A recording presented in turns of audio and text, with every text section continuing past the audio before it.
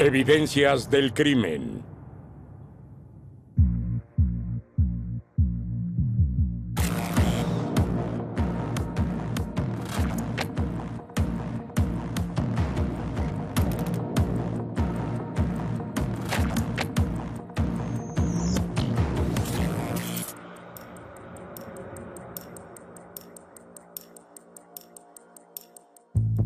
Teknival mortal en Bretaña. Junio de 2005 en Carnoët, en la región de Côte d'Armor. A pocos kilómetros de este pequeño pueblo se celebra el primer festival de música techno autorizado por la prefectura. Se esperaba la presencia de 40.000 jóvenes en un lugar de Bretaña, con la instalación de paredes acústicas y en un contexto conocido, es decir, donde circulan las drogas. Obviamente existe un riesgo que ha sido asumido por el Estado, quienes lo autorizaron, organizaron y supervisaron.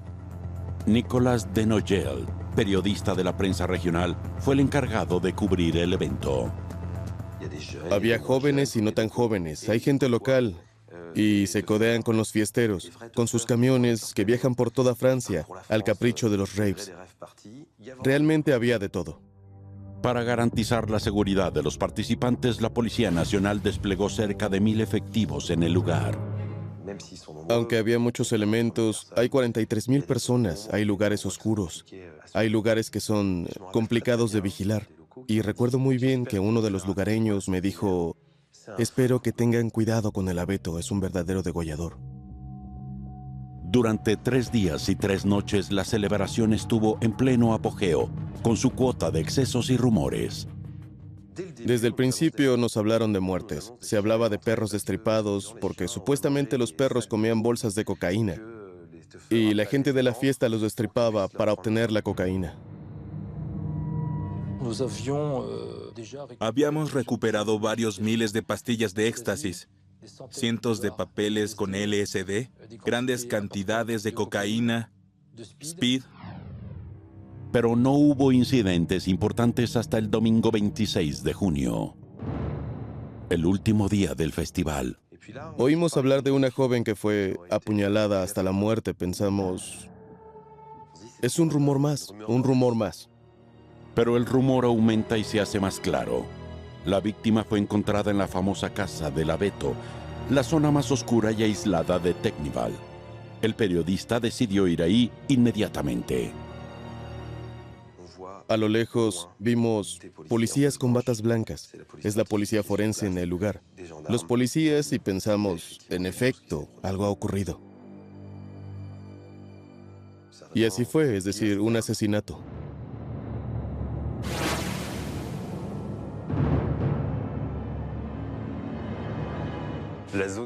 El área de descubrimiento del cuerpo es parte del Teknival, donde los asistentes del festival venían a hacer sus necesidades. Precisamente en estas circunstancias, un poco más temprano por la mañana, 2 jóvenes asistentes a la fiesta hicieron el macabro descubrimiento bajo un abeto cerca de un arroyo. La investigación se confía a la sección de investigación de Rennes. El área fue asegurada y los técnicos de identificación criminal hicieron los primeros hallazgos. Este perímetro, a partir de donde estaba el cuerpo, estaba lleno de heces, papel higiénico, jeringas y condones. Entonces pensamos, ¿qué tenemos aquí? Bueno, mejor nos llevaremos todo. Así que se tomaron cientos de muestras. Pero entre toda esta basura, una pista en particular podría ser crucial para el resto de la investigación. Allí encontramos un paquete de condones con sangre, que estaba cerca del cuerpo de la víctima. Así que de inmediato este sería un elemento clave de la investigación. Las investigaciones se centran entonces en el cuerpo de la joven. Cuando los policías descubrieron el cuerpo de la víctima, se dieron cuenta inmediatamente de que había sido apuñalada varias veces. Y también notamos que su cuello había sido cortado. El término es carnicería. Era una carnicería. Sin duda alguna, esto es un asesinato. Un médico forense es enviado inmediatamente al lugar para realizar un primer examen. La parte inferior del cuerpo estaba expuesta, estaba desnuda. Los genitales desnudos, la ropa tirada, esto sugiere un crimen sexual. Junto al pie derecho se encontraron pantalones ensangrentados, presumiblemente de la víctima, con bragas dentro. Estos pantalones fueron removidos y de una manera bastante brutal, ya que se encuentra completamente al revés, así que es obvio que no fue la propia víctima quien lo hizo. Estas ropas son pistas esenciales, porque al manipularlas el perpetrador podría haber dejado su ADN allí. Buscaremos rastros de semen, saliva, cabello. También buscaremos fibras textiles que puedan pertenecer a la ropa del autor. También se encontró una llave, colgada en el pantalón. Después de asegurar todas estas pistas, los policías se preguntan sobre un detalle intrigante. Los zapatos de la víctima parecen haber desaparecido. La víctima no tiene los zapatos en los pies y además no tiene rasguños bajo el arco del pie. Por lo tanto, uno podría pensar que el autor se habría ido con los zapatos. Los investigadores también se preguntan si el asesino se llevó otras pistas con él, ya que no pueden encontrar el teléfono móvil de la víctima ni ningún documento de identidad. También les intriga otro elemento. A pesar de las muchas heridas aparentes, hay muy poca sangre cerca del cuerpo. Sentimos, por así decirlo, que había un problema con esta escena del crimen. Parecía extraño que lo hubieran apuñalado tantas veces y después le hubieran cortado la garganta debajo del árbol. No tiene sentido. Probablemente los golpes más importantes se dieron en otros lugares. El lugar donde se encuentra el cuerpo no es necesariamente el lugar donde sangró más.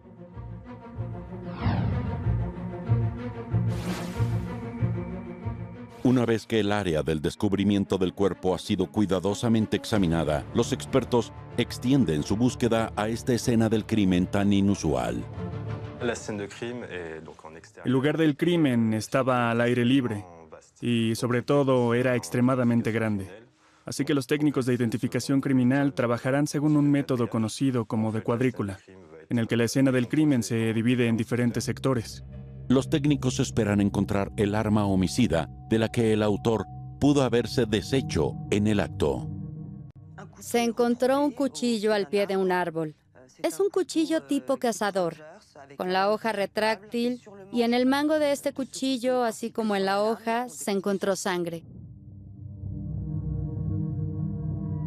A lo largo del perímetro, los expertos también están buscando posibles rastros de sangre, lo que podría indicar que el cuerpo ha sido movido. Se encontraron gotas de sangre a pocos metros de la víctima, en el borde del arroyo, pero las investigaciones son muy difíciles en un entorno así. La dificultad aquí es poder observar la sangre a simple vista en un entorno forestal, porque la sangre se vuelve marrón cuando se oxida.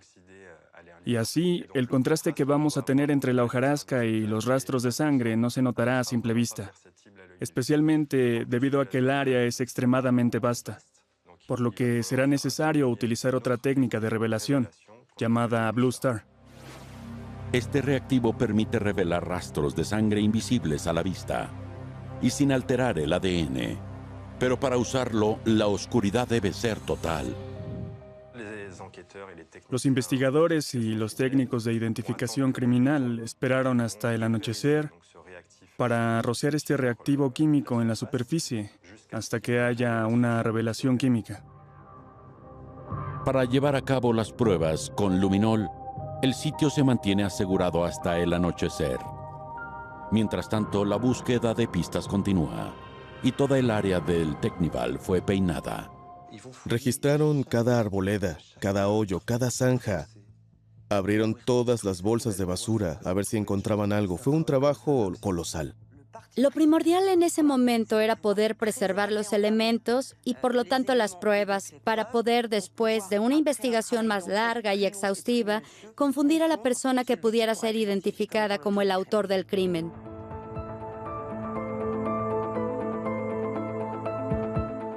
Mientras los policías continúan sus investigaciones en busca de la más mínima pista, dos jóvenes se presentan ante ellos. En Technival, alrededor de las 10:30 de la mañana a las 11, aparecen dos chicas que están preocupadas por la desaparición de su prima. No saben dónde está. La han perdido desde la mañana y están preocupadas. La prima que ha desaparecido es Mathilde Krogeneck. El policía inmediatamente pidió una descripción de la chica. Entonces las primas dicen que Mathilde tiene 18 años, es alta, con el cabello corto, delgada y con los ojos azules. Una descripción física y una vestimenta que coincide en todos los aspectos con la de la víctima encontrada en el abeto. Y cuando los policías les preguntaron qué llevaba con ella, Respondieron que tenía la llave del auto. y entonces coincidió perfectamente con lo que se encontró en el cuerpo. Las dos jóvenes también afirman que su prima nunca se separa de su teléfono móvil. Sin embargo, no se encontraron teléfonos en la escena del crimen. Los policías decidieron entonces comprobar si la llave del auto encontrada cerca del cuerpo coincidía con la de Mathilde Krogeneck. Los policías recogieron la llave del auto y pidieron a las primas que los llevaran al vehículo. Y cuando la llave abre la puerta del auto, Las jóvenes entienden inmediatamente que, por desgracia, es su prima Mathilde, la víctima en este caso. Naturalmente fue una conmoción. No podían entender esta sorpresa. Es imposible. la víctima es identificada. Es Mathilde Krogeneck, de 18 años. Para los policías no hay ni un minuto que perder, porque el asesino se encuentra entre los 43,000 asistentes que están a punto de abandonar la escena. Se pusieron inmediatamente barreras en todas las salidas del Teknival. Ellos controlaron cada salida, abrieron todos los maleteros, peinaron absolutamente todo el terreno. Y si alguien decía, bueno, miré a pie, había policías en todas partes. Se realizaron 20,000 controles de identidad, lo que es considerable. En caso de que alguien intente salir por algún atajo, un helicóptero incluso vuela sobre el área. Pero los policías se enfrentan a otro problema: el estado alterado en el que se encuentran los jóvenes a los que interrogan. En las primeras horas de la investigación, el trabajo de los policías estuvo contaminado. No hay otra palabra. Estamos en un sitio con más de 40,000 personas en un estado por lo regular anormal a causa del alcohol o las drogas. El hecho de que la mayoría de los asistentes al festival estuvieran drogados y que todavía no hubieran salido de su viaje fue obviamente una gran dificultad para los policías, porque las respuestas son inútiles. Sin embargo, algunos testigos informan de participantes con comportamientos sospechosos. En el Teknival, inmediatamente después de los hechos, tuvimos unos primeros informes de personas que tienen un comportamiento anormal. Hay dos casos que nos interesaron más precisamente. Uno era un polaco que vieron en campos cercanos, cubierto de sangre. Tan pronto como fue detenido, el hombre negó estar involucrado en el asesinato. Explica que se estaba inyectando drogas en las venas cuando los policías lo detuvieron. Y de hecho la explicación es simple. Es decir, nosotros lo sorprendimos. Mientras se estaba inyectando una dosis y se distrajo, de ahí salió toda la sangre. Fue fácil de descartar. Los policías se tornaron hacia el segundo sospechoso. Tenemos un segundo informe que era más preocupante, y esta persona fue detenida por haber agredido a mujeres jóvenes. Y por increíble que pueda sonar, esta persona confesó una violación. Confiesa haber violado a alguien. Pero el hombre afirma que la joven que violó no era Mathilde Krogeneck. Sin ninguna prueba, los investigadores no pueden incriminar a estos dos sospechosos por el asesinato de la joven. Sin embargo, su ADN es recolectado para posibles comparaciones futuras.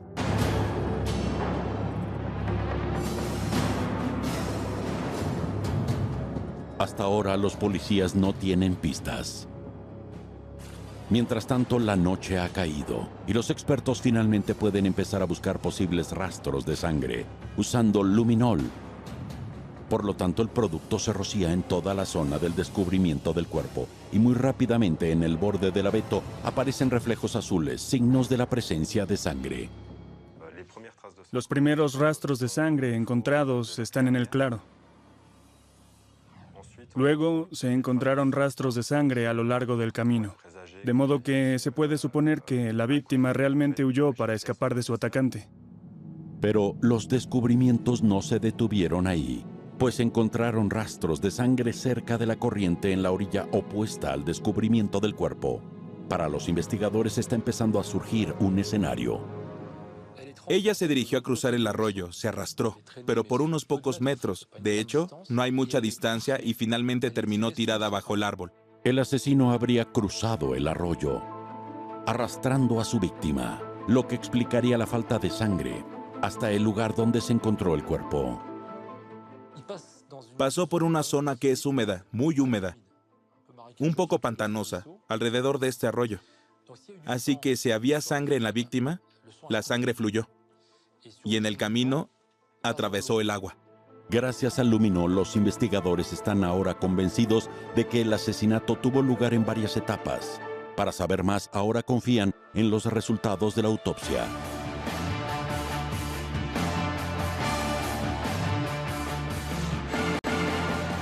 El 27 de junio del 2005, al día siguiente del incidente, el cuerpo de Mathilde fue sometido a una autopsia en el Hospital Universitario de Brest.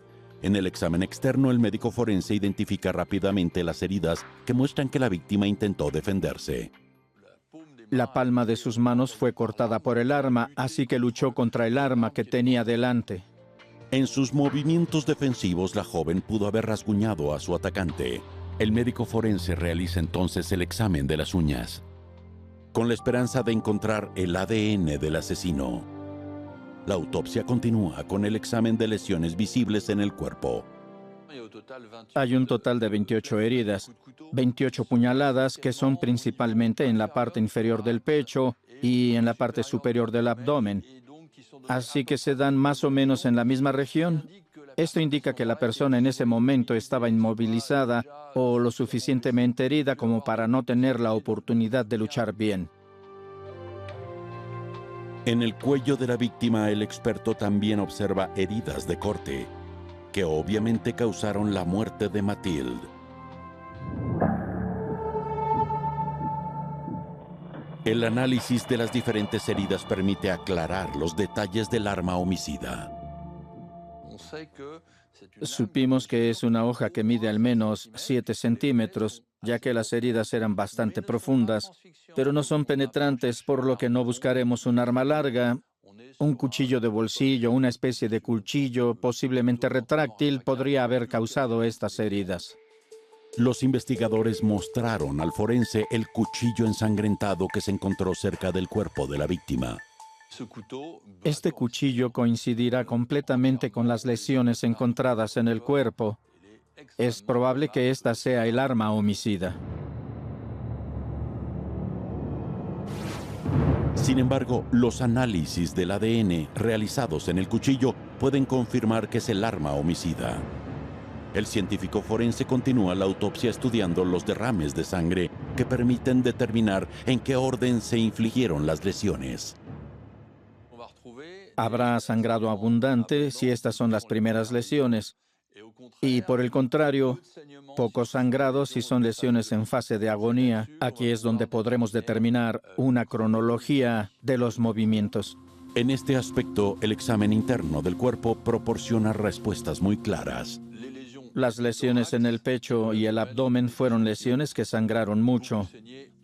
Así que podemos imaginar que estas fueron las primeras lesiones que ocurrieron. La joven fue apuñalada en el pecho varias veces y luego trató de escapar, como lo demuestran los análisis del luminol realizados en el lugar del atentado.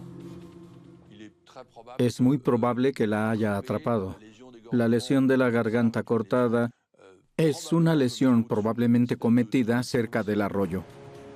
Mathilde murió degollada, pero un último detalle sorprendió a los policías. La autopsia no reveló evidencia de violación, aunque la joven fue encontrada parcialmente desnuda, ciertamente un hecho a manos de su agresor. En el examen genital y el anal no se encontró ninguna lesión traumática. pero eso no excluye que la joven haya tenido relaciones sexuales o el hecho de que pudiera haber tenido al menos una penetración dactilar. Por otra parte, las 28 puñaladas recibidas por Mathilde atestiguan una presencia de violencia poco común que da indicios del estado de ánimo del asesino. Había un vínculo entre el autor y la víctima. Un vínculo de fantasía, un vínculo real durante el ataque. No es solo una pelea. Si se tratara solo de una pelea, habría menos golpes. Habría menos ensañamiento, menos intención de dar golpes para matar. Cuando la investigación apenas comenzaba, los medios de comunicación se encargaron de llevar rápidamente el caso a escala nacional. Descubrimiento del cuerpo de una joven no muy lejos de la sede de un festival de música techno que finalizó hoy. Al igual que los investigadores, los periodistas también se centraron en la personalidad de Mathilde.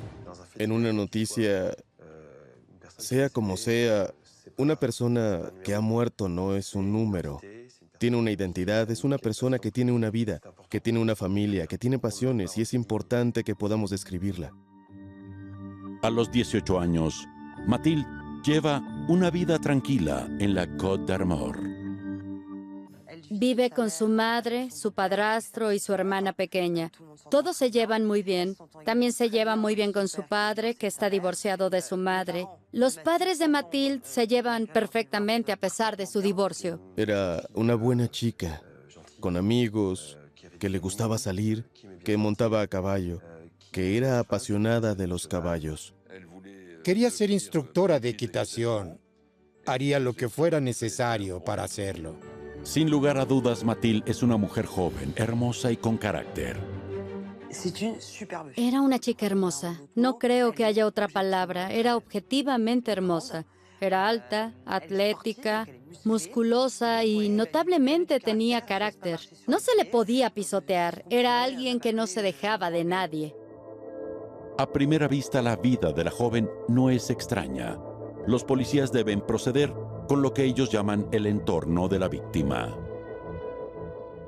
Investigar el entorno de una víctima es mirar quiénes eran sus allegados, a quién veía, con quién estaba en contacto, con quién se llevaba bien, con quién no se llevaba bien. Y esto es muy importante en cualquier investigación, ya que sabemos que en la gran mayoría de los casos los autores de los delitos se encuentran en ese entorno. Los investigadores decidieron entonces explorar la vida romántica de Mathilde. Mientras interrogaba a las primas de la joven, la policía supo que durante el Technival, Mathilde estuvo acompañada por su novio, y el grupo de jóvenes permaneció juntos hasta la mañana de la tragedia.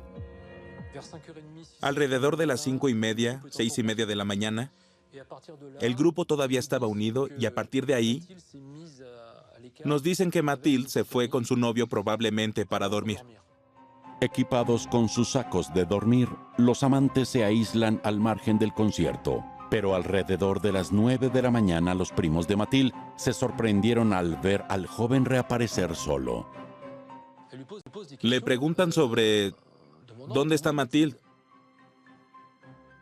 Y de hecho parece que no le importa. No sabe dónde está. No quiere encontrarla. Pero aún más extraño, el joven tiene las cosas de Mathilde con él. Se dan cuenta que tiene una bolsa que pertenece a Mathilde y colgada de ella unas zapatillas de la chica. Este detalle, que explica por qué encontraron a Mathilde descalza, intriga mucho a los policías. Pero el resto de la historia de las dos primas será aún más sorprendente. Este chico abandonó el Technival, abandonó el grupo. Se fue caminando y pidió que lo llevaran, aun cuando había venido con los demás en auto. Este no es un comportamiento normal. Su novia había desaparecido. Él tiene sus zapatos, así que ella es la última persona con la que estuvo. Este es, sin duda, un comportamiento anormal. Se interpretó como una fuga, e inmediatamente las sospechas se volvieron en su contra. El lunes 27 de junio del 2005, al día siguiente de los hechos, el novio de Mathilde fue detenido y puesto bajo custodia policial. Su interrogatorio comienza inmediatamente. Nada está claro en su declaración, excepto que cuando se fue con Mathilde, se fueron a fumar cannabis, se durmieron y cuando despertó, Mathilde ya no estaba ahí.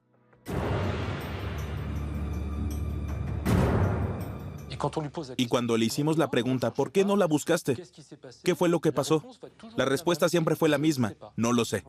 Al final de la audiencia, el policía le preguntó si era el asesino de Mathilde. Y después de un periodo de reflexión respondió, según yo, no. Casi vino a decirnos que pudo haber sido él. Todo era muy borroso. El joven estaba confundido y los policías rápidamente se dieron cuenta de que no estaba en su estado normal. Estaba drogado.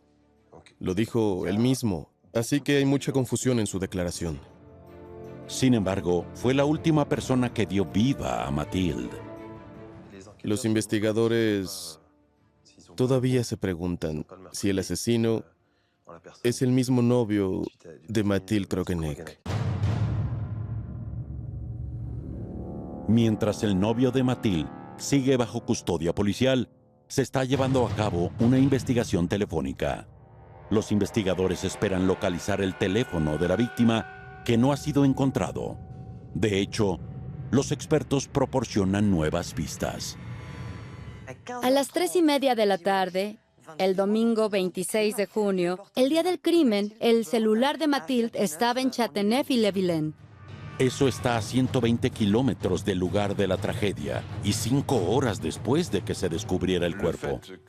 El hecho de que este teléfono estuviera restringido después del asesinato en otro lugar de Ille-et-Vilain llevó naturalmente a suponer que el asesino podría haber tomado el teléfono y huido enseguida. Cuando se le preguntó sobre esto, el novio de Mathilde niega haberse llevado este teléfono con él. Además, afirma que en ese momento ya había regresado a la casa de sus padres en Langot, a más de 140 kilómetros de donde se encontraba el teléfono de Mathilde. Tras verificar, los policías se dieron cuenta de que el joven tenía razón, así que no fue él quien tenía el teléfono de la víctima. Por supuesto, los policías tampoco excluyen que a Mathilde le hayan robado su teléfono en otro momento o simplemente lo haya perdido y que haya sido recuperado por otra persona, pero deben comprobar el punto. El novio de Mathilde sigue siendo el sospechoso número 1 y está bajo custodia policial. Pero a pesar de que se ha hecho un barrido completo de la zona telefónica, el teléfono móvil de la víctima sigue siendo imposible de rastrear. Por lo tanto, los investigadores esperan que los expertos hagan que las demás pruebas recabadas hablen. El análisis de las diferentes pistas encontradas en el lugar del crimen es realizado en Nantes por Soisig Legunier-Lobu, experta en ADN. Comienza su examen con la ropa de la víctima. Había un número de muestras en las que no tenemos ningún resultado. Y aquellas en las que tenemos un resultado, solo tenemos el ADN de la víctima, porque su ropa está ensangrentada y se enmascara la presencia de cualquier ADN que no sea el suyo. El siguiente paso es analizar las otras evidencias.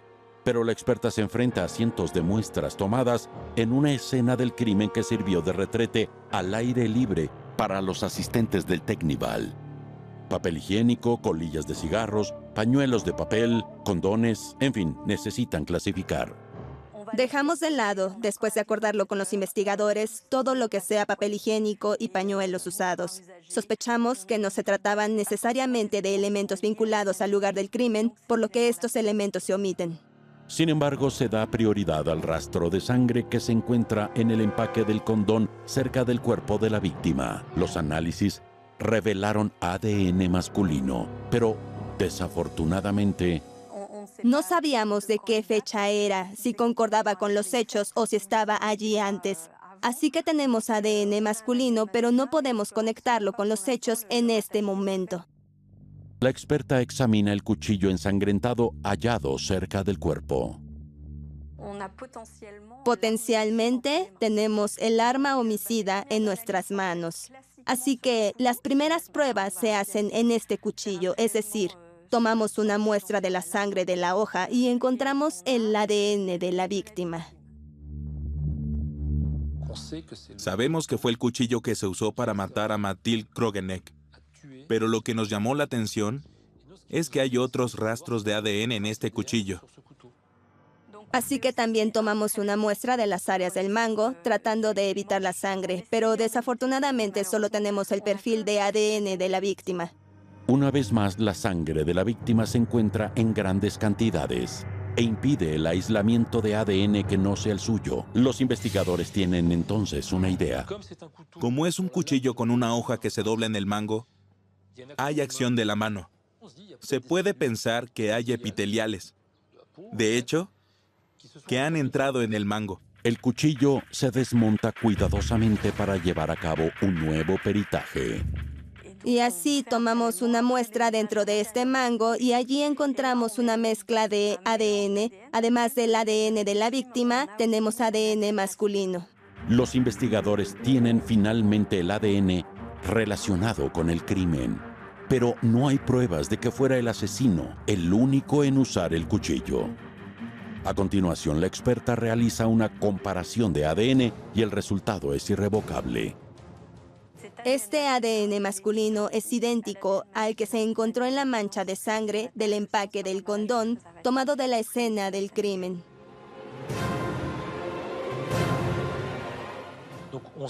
Así que sabemos que la persona que usó el cuchillo también estaba presente cerca del cuerpo. Es el ADN del autor. Es una certeza absoluta. Los policías están seguros de que tienen el ADN del asesino, pero ahora es necesario identificar de quién es ese ADN.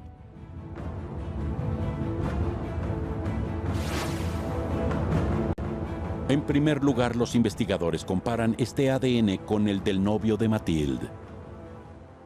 La comparación se hace y el ADN no coincide con el novio y debe ser exonerado.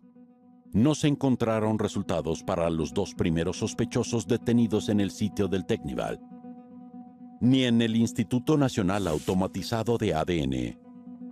Los investigadores sienten que están empezando de nuevo y saben que su tarea será desalentadora. Sabemos por el número de personas que han frecuentado el Teknival que podrán ser semanas, meses o incluso años de investigación. Para llevar a cabo la investigación a gran escala se creó una unidad especial llamada Homicidios 22 dentro de la sección de investigación de Rennes. 12 policías trabajarán a tiempo completo en esta investigación. Estaban totalmente enfocados a esto. Los investigadores decían que dormían con el deseo de resolver el asesinato de Mathilde. La primera gran dificultad sobre las 43,000 personas presentes en el Teknival fue que los policías solo recuperaron 20,000 identidades. Así que, ¿cómo identificarán a los otros 23,000? Entonces pedimos permiso para recuperar las limitadas comunicaciones telefónicas en el área. 500,000 comunicaciones telefónicas. 500,000. Los investigadores revisaron entonces estas 500,000 comunicaciones telefónicas, buscando cualquier cosa que pudiera evocar directa o indirectamente a Mathilde. Estábamos buscando a todas las personas que podrían haber tenido contacto con Mathilde o su entorno. Alguien que le invitara a reunirse. Por mensaje de texto para decirle: encuéntrame en esta área. Estoy con tal persona. Después de semanas de investigación, no aparecen discusiones sospechosas.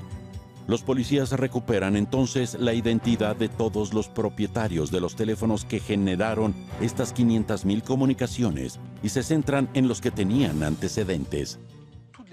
Todas las personas que identificamos en Teknival son personas con antecedentes penales, en particular las vinculadas a la moral, la violencia, etc., o incluso al narcotráfico. Bueno, las fuimos señalando a medida que avanzamos.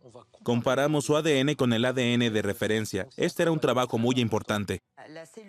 La célula de Rennes encargada de investigar el asesinato de Mathilde hicieron un trabajo realmente increíble.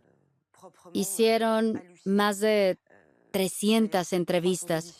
Lamentablemente, estos interrogatorios no aportan ninguna información nueva. Los investigadores decidieron entonces recuperar las numerosas fotos tomadas durante el festival, en particular por el pequeño grupo de jóvenes que acompañaron a Mathilde.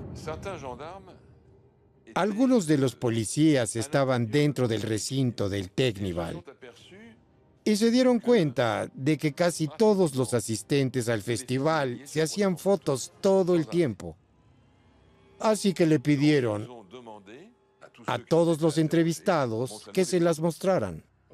Buscamos personas que pudieran conocer al pequeño grupo con el que Mathilde estuvo de sábado a domingo. Así que les pedimos a todo el pequeño grupo sus fotos, las extrajimos y las comparamos. Y en particular, el novio de Mathilde había tomado varias fotos. Había varias docenas de fotos de grupo.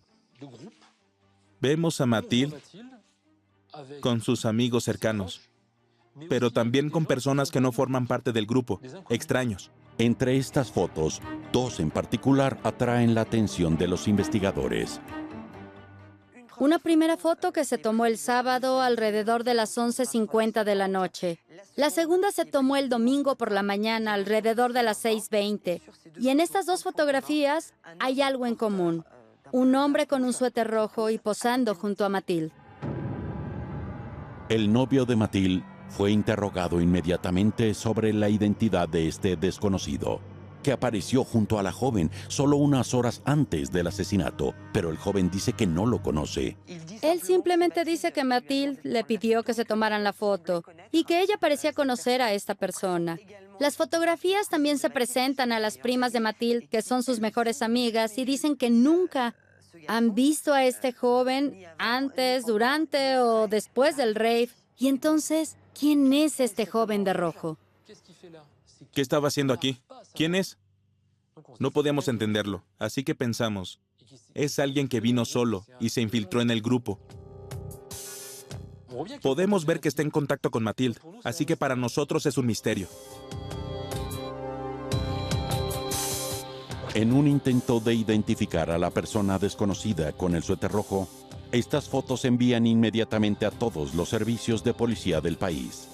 A su vez, los investigadores de Homicidios 22 continúan sus investigaciones sobre el arma homicida que fue encontrada cerca del cuerpo de la víctima. Si podíamos rastrear a la persona que la compró, por supuesto que tendríamos la oportunidad de llegar hasta el perpetrador. Primero, los policías identifican el modelo exacto de este cuchillo. Es un cuchillo de Taiwán, un cuchillo de caza. Y así, a partir de ahí, identificaremos el fabricante y los puntos de venta en Francia. Los investigadores descubrieron que 110 tiendas en Francia habían vendido exactamente 221 copias de este cuchillo de caza. Y hay un punto de venta que no está tan lejos del Teknival, que es un punto de venta importante en Mont-Saint-Michel. Los policías se dirigieron inmediatamente a la tienda de Mont-Saint-Michel, donde solo unos 10 clientes habrían comprado este modelo de cuchillo. Entre ellos puede estar el asesino. Si pagó con cheque o tarjeta de crédito, podríamos rastrearlo hasta dar con su identidad. Si fue en efectivo, no funcionaría. Y así fue como confiscamos toda la contabilidad de la tienda. Nuestro investigador revisó cientos de decenas de recibos para ver si había un precio correspondiente al cuchillo y así llegar a la identidad. Desafortunadamente, los recibos de la tienda no especifican los detalles de los artículos comprados. A continuación, los investigadores aíslan todas las compras, cuyo importe es idéntico al precio del cuchillo. Después, identifican a todos los clientes correspondientes, pero después de largos controles, ninguno de ellos estuvo presente en el Teknival. Así que el rastro del cuchillo se cierra de nuevo. Pero al mismo tiempo reaparece otro, el del teléfono móvil. Contra todo pronóstico, 3 meses después del asesinato, la línea telefónica de Mathilde fue reactivada repentinamente. El teléfono de Mathilde se volvió a encender en septiembre, pero no con el mismo chip. Y le pedimos permiso al operador para saber a quién pertenecía este chip y por lo tanto ese teléfono. Así que tendremos un nombre. Y así, comenzamos a hacer algunas comprobaciones alrededor de esta persona. El hombre está identificado y esta vez todo encaja. no solo estuvo presente en el Teknival, sino que uno de los 3 amigos que lo acompañaban ya había sido acusado de agresión sexual. ¿Se imaginan? Tenemos un teléfono, el de Mathilde, que salió del Teknival. Se está utilizando, lo volvieron a activar y en su entorno tenemos a alguien que ya fue condenado por casos de violación.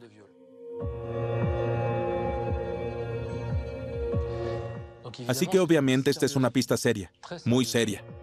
Mathilde ha sido víctima de un violador reincidente.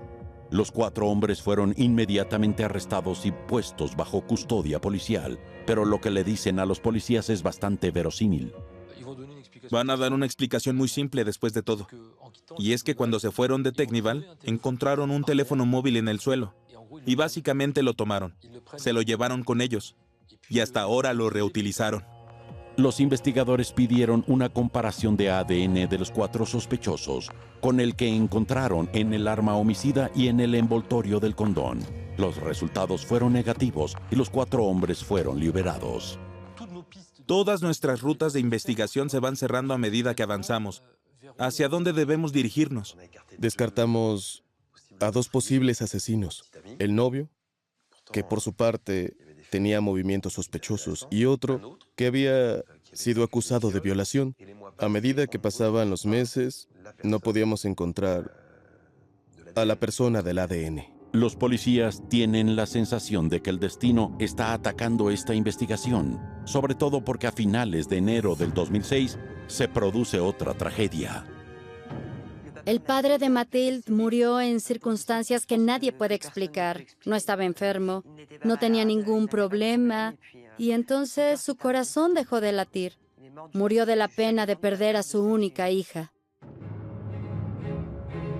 A estas alturas de la investigación, a los policías solo les queda una pista, la del desconocido del suéter rojo que aparece en las fotos al lado de Mathilde, solo unas horas antes del asesinato. Sentimos que había algo extraño en esta fotografía. Por lo tanto, proponemos al juez de instrucción que organice una conferencia de prensa, que distribuya la foto a través de los periódicos locales. Y pensamos que tal vez al distribuir la foto alguien lo reconocerá y nos dirá quién es. Los periódicos locales difundieron la convocatoria de testigos, pero pasan semanas y el hombre del suéter rojo aún no es identificado. Es hasta el 23 de mayo del 2006 cuando el comandante Bonneau recibe una llamada. Estaba en la sección de investigación de Rennes, en mi oficina. Y el director de investigación me llamó, diciéndome, tenemos algo. En la llamada, el director de investigación explicó que un hombre que acababa de ser detenido por traficar con vales de comida había identificado al desconocido con el suéter rojo. Me dijo que en la comisaría de Rennes, cuando la persona entró en una sala de policía, vio nuestra circular en la pared. De hecho, estaba muy sorprendido por la foto. Entonces el policía le pregunta, ¿reconoces a esta persona? Charlaron al respecto y le dijo, es un marinero. Su nombre es Alain Kernoa.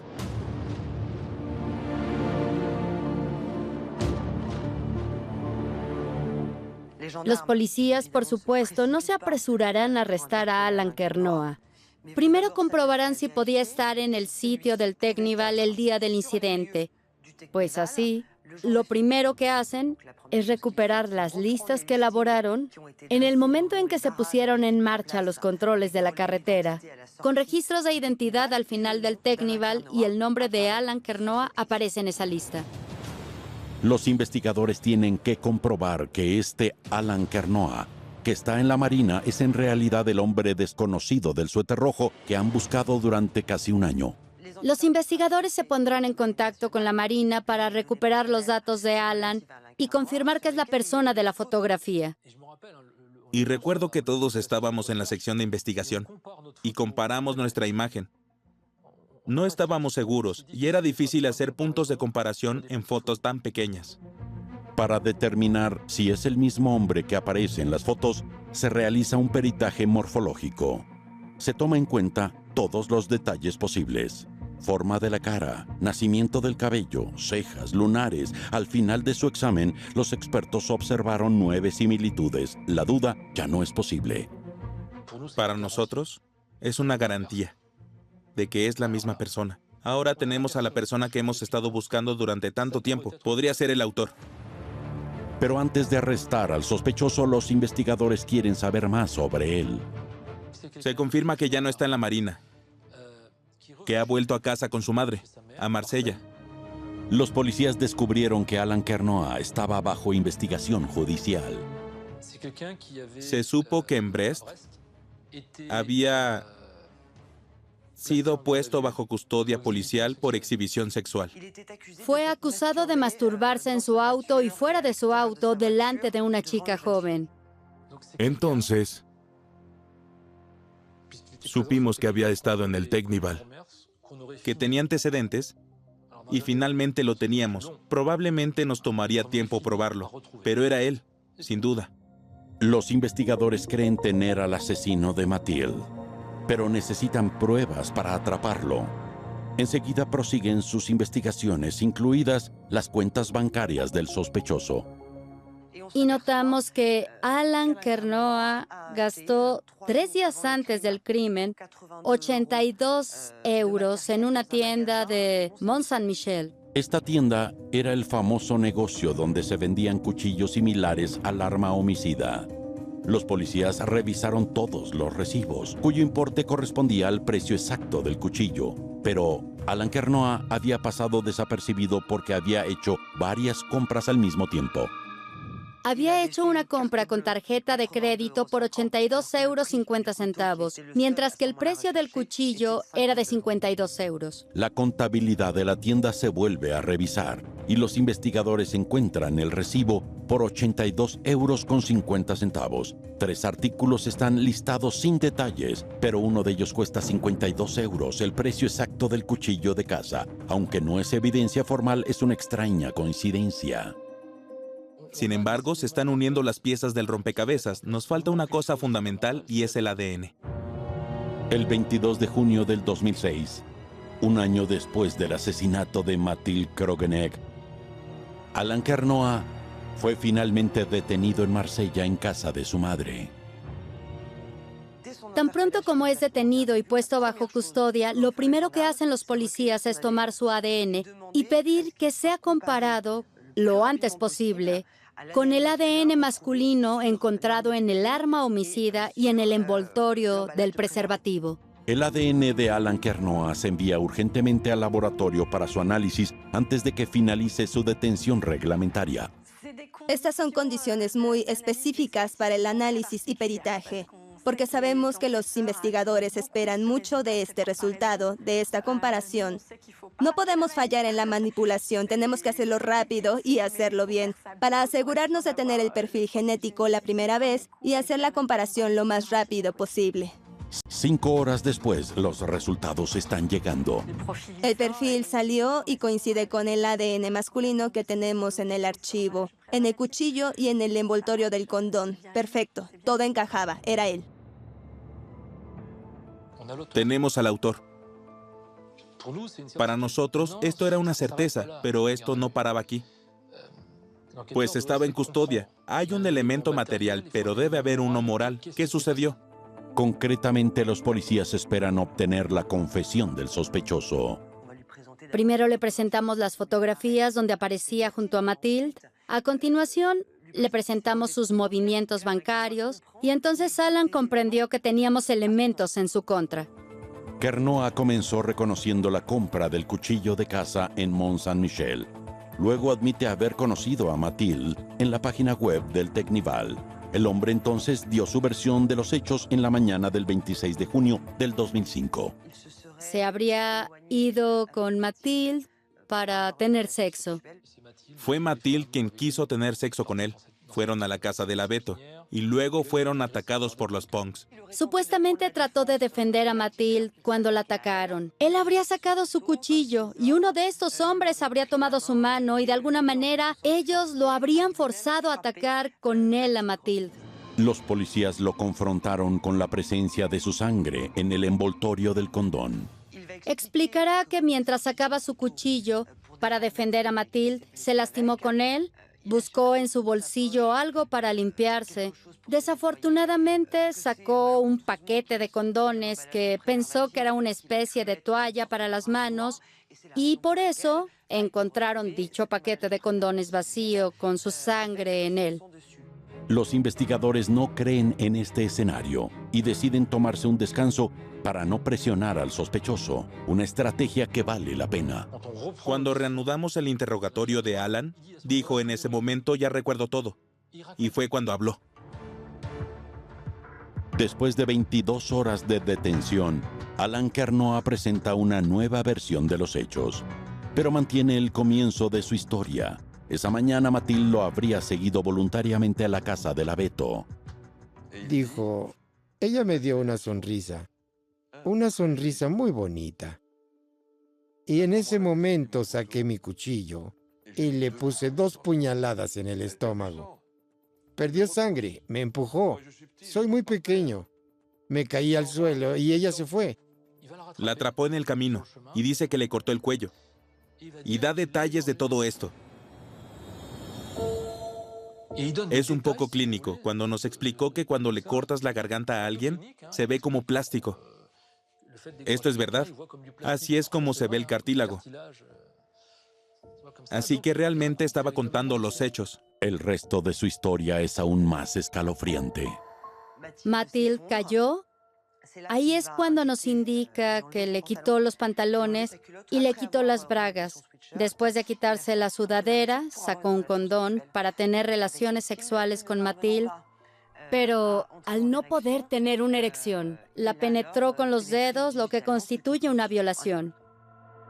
Estas confesiones detalladas corresponden a las diferentes conclusiones de la investigación, pero queda un misterio, el motivo del crimen.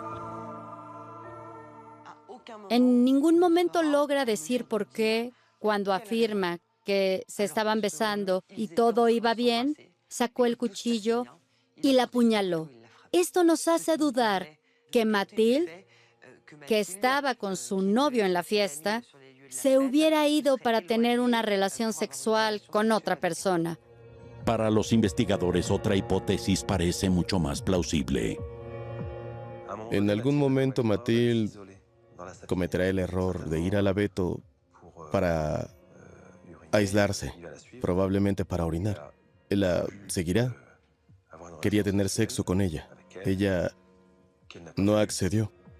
La persiguió y la mató. Este encuentro fue provocado por Alan Kernoa, que esperó el momento en que finalmente la hermosa chica que había visto desde el principio se encontraba sola. Pero Kernoa siempre ha negado esta versión de los hechos y no hay nuevas pruebas que apoyen esta hipótesis. El caso de Mathilde Krogeneck queda cerrado tras 12 meses de exhaustivas investigaciones. Los policías que iniciaron esta investigación extraordinaria nunca se dieron por vencidos. Llegaron al final de todas las hipótesis posibles. Nunca pensaron en el fracaso. Es una verdadera victoria para los policías. A pesar de su éxito, los policías se lamentan de no haber podido informar a Thierry Krogeneck de que el asesino de su hija había sido detenido. Murió antes de que supiéramos todo. Murió antes de encontrar al asesino. Cuando nos dijeron que habían encontrado al asesino, que era Alan Kernoa, bueno, fue como un pellizco en el corazón. Todos pensamos en Thierry, que ya no estaba para compartir el alivio de todos, y pensamos en lo que habría sentido. En 2008, Alan Kernoa fue condenado a cadena perpetua con un periodo de seguridad de 18 años. 2 años más tarde, el Tribunal de Apelación conmutó esta sentencia por una pena de 30 años de prisión, incluidos 20 años sin posibilidad de libertad condicional. Doblado en Olympusat, México.